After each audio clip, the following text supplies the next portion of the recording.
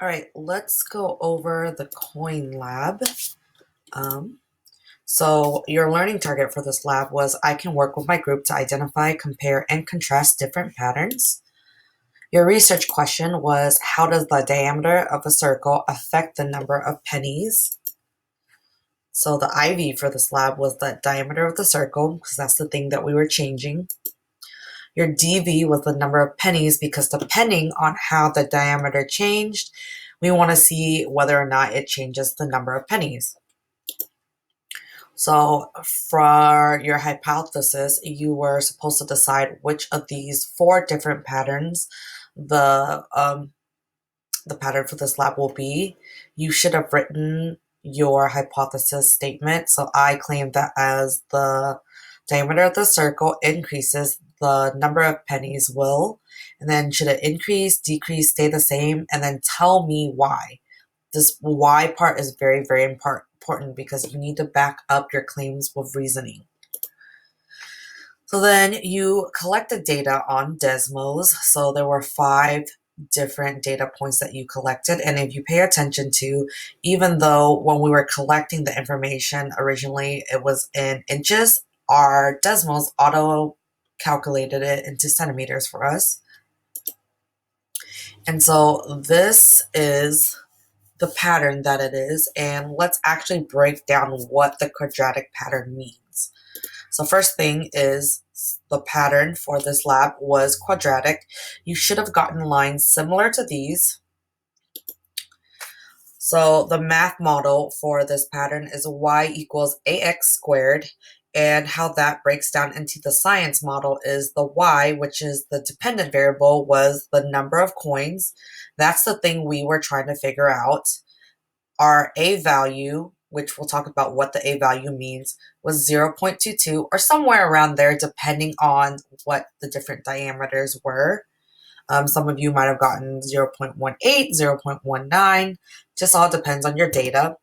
And then the x, which is the independent variable, was the diameter, which you can also find on here. So remember, x is the thing that we are changing, and y changes because we are changing x. So we are always looking for y. And in this case, we are always looking for the number of coins when it comes to this lab. So what it means relationship-wise is when x doubles, y quadruples. More specifically, when the diameter of the circle is doubled, the number of coins will quadruple. And then let's talk about understanding this graph a little bit more. So when you are looking at this graph, there are some things that are very similar, like the pattern. So the pattern for this lab, both of them are quadratic patterns. Some differences is if you notice the rate of change in them are very different. One is lower than the other. So that has to do with our A value. So what does our A value actually represent in the real world? And just a quick reminder, the A value for this graph is not called slope. Slope is only used in the linear line. So we just call this the A value, okay, which has to do with the different rate of change. If you notice, the different diameters for these two different lines are different, and the rate of how many coins are in these, or the number of how many coins are in these lines are different. So what does that have to do? What that has to do with, so we have, even though, let's say, we have 10, right?